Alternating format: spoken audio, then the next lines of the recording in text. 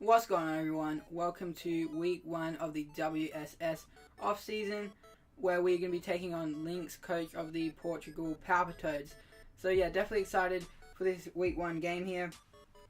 If you do not know, this is the Ubers off-season for the WSS, so that means we did get to draft some Ubers. So yeah, definitely a lot of mons that I'm unfamiliar with, but it's also really exciting to get to use and play against them. So that's for sure. And to kick it off for week 1, we have a very scary team here by Linkz, and I'm going to run through them real quick, and then we'll get into my 6 mons I'm bringing. So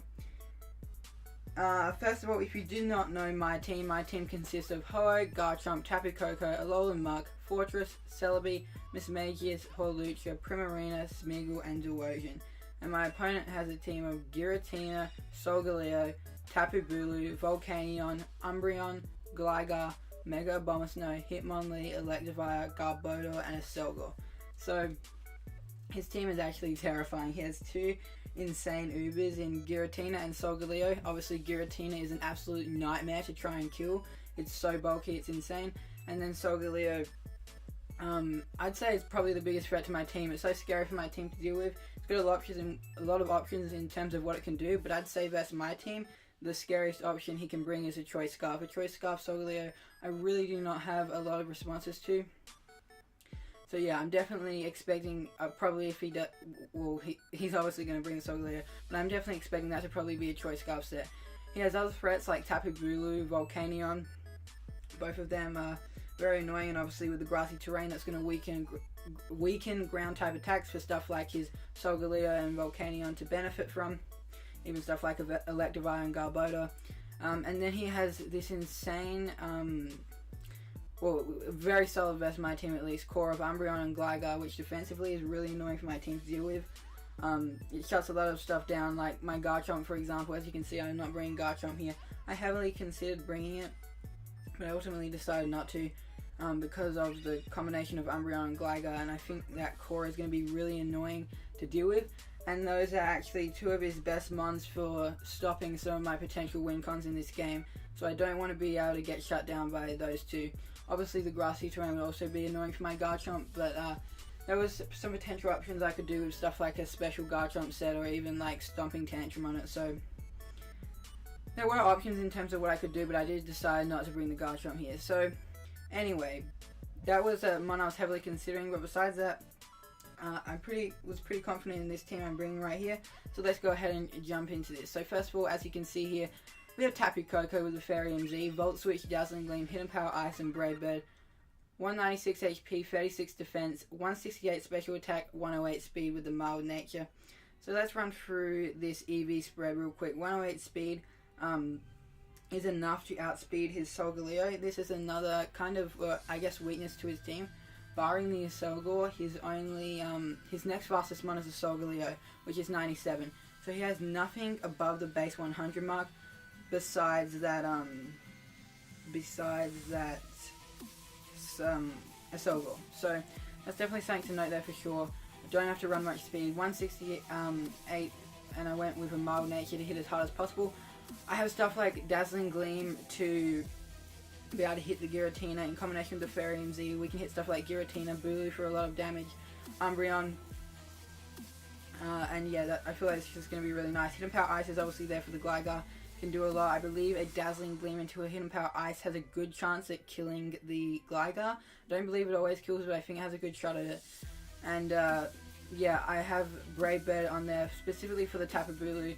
As you can see here, with my nature, I did not run minus attack because I need this damage output in order for, I believe it's no HP Bulu. It's either no HP or max HP, but I think it's no HP Bulu. A Dazzling Gleam into a Brave Bird will kill it, which I definitely think is really important, so that's why I went with this here. And Volt Switch, I decided not to go for T-Bolt, but instead for Volt Switch for momentum purposes. Still going to be able to kill the Volcanion and lets me pivot around his team much better, so I really like that. And then the 196 HP with the 36 defense investment, I changed this last second before the game. This allows me to guaranteed live a Scarf Solgaleo's Earthquake all the time, which is definitely going to be pretty huge, I think, definitely in terms of scouting this thing out and figuring out its set. Just being able to ensure that I can take the Earthquake from it, I think is going to be really important. So that's my Tapu Koko there. The Fairy Z is basically just for a nuke. As you can see, like, we're going to go on to my next one here. My win cons in this game are sort of going to be the Ho and the Mismagius, and Koko is really nice for breaking down the responses for those two. Obviously, Giratina can definitely be annoying for my Ho in terms, and as well as the Umbreon plus Gligar. So the Dazzling Gleam, Fairy MZ in combination with Hidden Power Ice, I thought was really nice there. Moving on, we have Ho-Oh running a Choice Scarf set, Sacred Fire, Brave Bird, Tailwind, and Flame Charge. We're just going 232 speeds, all the speed I need. Then we're just going max attack Adamant, less the rest into HP. This lets me hit as hard as possible. I was considering going for a Flame Charge set without the Choice Scarf. However, I ended up going with Scarf. Maybe Flame Charge would have been better, but I just thought immediately having that speed would be nice. Sacred Fire and Brave Bird is pretty much all I need.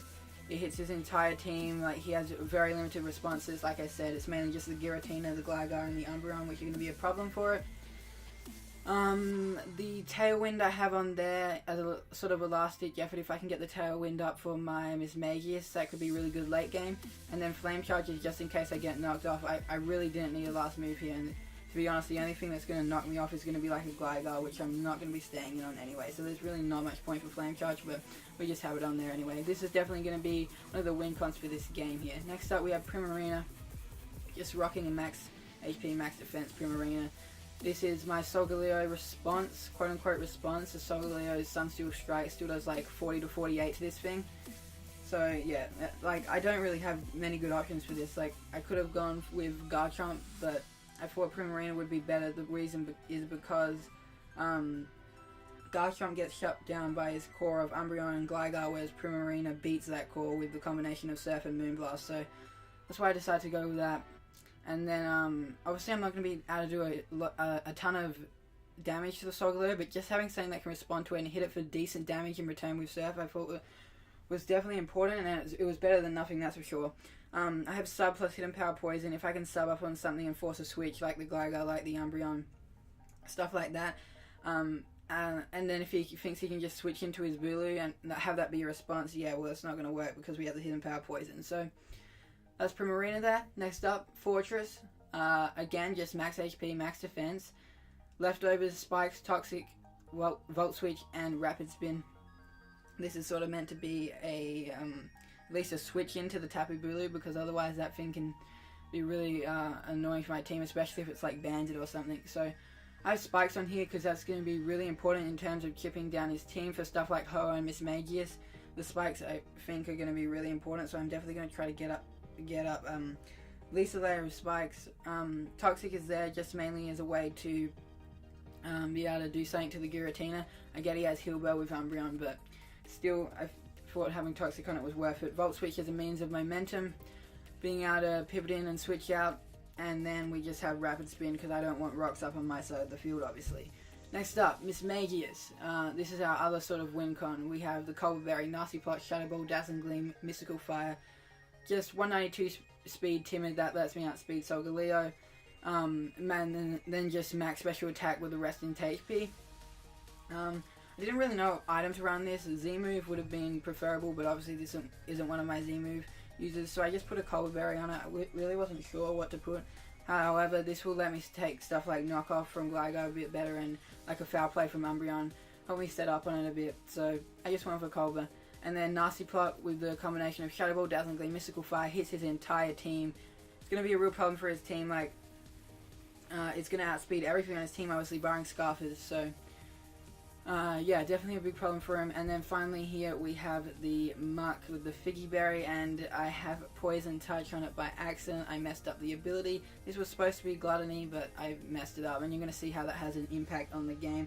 Anyway, we have Knockoff, Poison Jab, Ice Punch, and Curse. Max HP, Adamant Nature, 12 into defense, 244 into special defense. I have max HP to take hits as best as possible, 240 to force per def to actually have something that can take hits decently well from the Volcanion, otherwise that's going to be an issue. I have 12 in defense. I don't know exactly what that was for, I don't really remember, but this was designed in keeping in mind like taking stuff like hits from Solgaleo and the Volcanion and being able to heal back up with the Figgy Berry. However, obviously I did mess up the ability. Knockoff, going to be pretty annoying for his team, being able to get rid of items and especially be able to hit up that Solgaleo and Giratina. Obviously we have Poison Jab as well, and then I have Curse and Ice Punch as a way to hit the Gligar. Because as I said, I want to be able to weaken that down for my Ho-Oh and Miss Magius. So yeah, and if this gets up enough curses, depending on what he decides to bring, this could actually be a bit of a problem for him. So that's going to be my team here for week 1. Let's go ahead and jump over to the battle. Alright, so here we are with the battle. As we can see, my opponent decides to bring a team of Giratina, Solgaleo, no surprises there. He brings Electivire, Tapu Bulu, Garbodor, and Volcanion. Definitely expected the Bulu and Volcanion. However, as you're going to notice here, he does not bring either of the Umbreon or the Gligar, which is kind of mixed feelings here, because on one hand it is going to make it a lot nicer for my Ho-Oh and Miss Magius, but on the other hand it's like, what did he have if I brought Garchomp? Like, Garchomp just absolutely runs through this team, so it's kind of a bit confused there. Kind of sad I didn't bring Garchomp to this game. However, it is what it is. He does bring something like the Electivire, which could be actually a pretty big problem for my team, especially if it's something like Scarfed. Especially if it's Scarfed. I don't know if he'd want to bring that when Garchomp is on my roster, but I don't know, that could be a problem. And then obviously the biggest threat to my team is going to be the Solgaleo. As I said, a Scarf set kind of runs through me. There's very limited options in terms of what I can do, and there's a good chance it's actually just going to be able to win this game, but I did, there's only so much you can do, right? I did what I thought was best to hopefully be able to deal with it, so we'll see how it goes here. What else was there? I thought I was going to say something else. I don't know. Anyway, I'm going to lead off with my Tapu Koko here, because kind of leads off what, oh yeah, that's the other thing to keep in mind.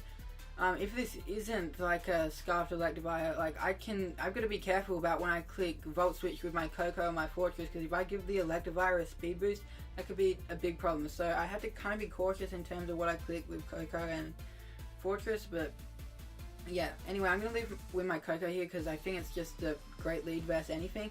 If he does decide to leave with the Solgaleo, I don't want to be in a bad position with it straight away, leading with something like Fortress. So I think leading with Koko is best. Obviously I can take any hit from this thing and we can figure out if it's Scarf right off the bat here. So obviously I could just like switch out to Primarina or something if he does leave with it, but I think having that information is going to be really handy.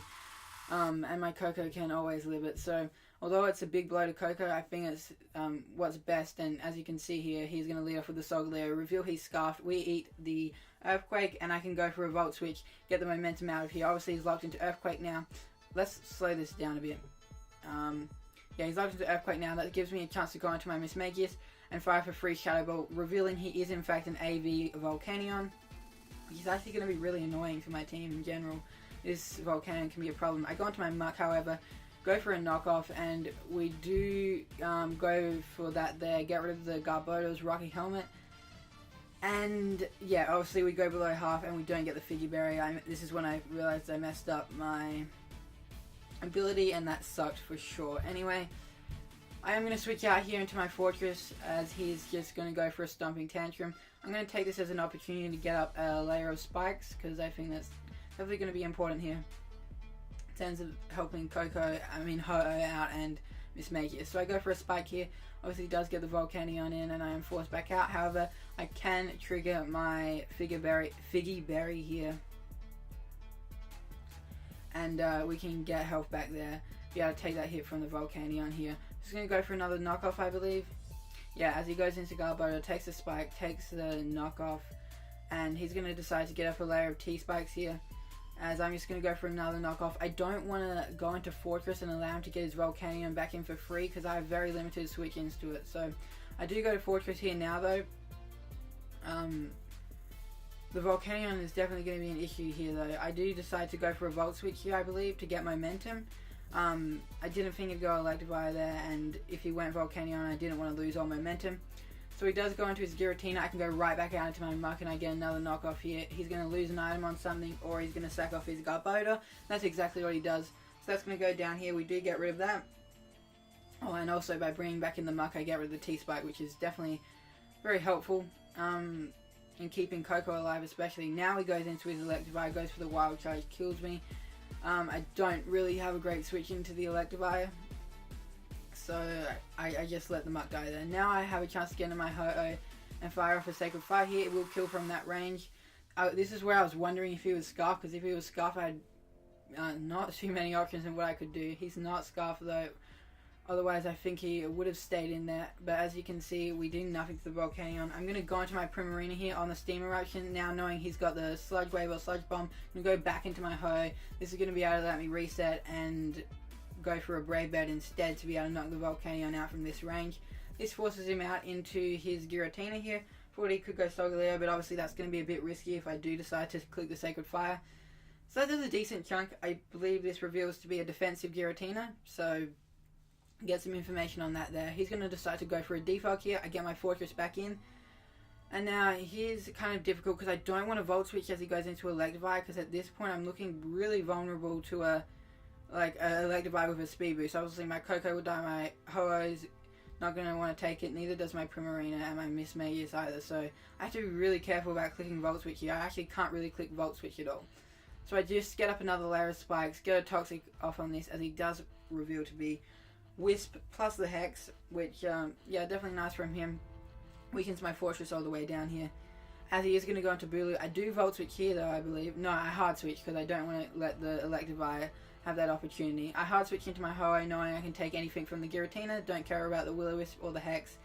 And that is going to allow me to get off a completely free Brave Bird here as he goes back into his Giratina.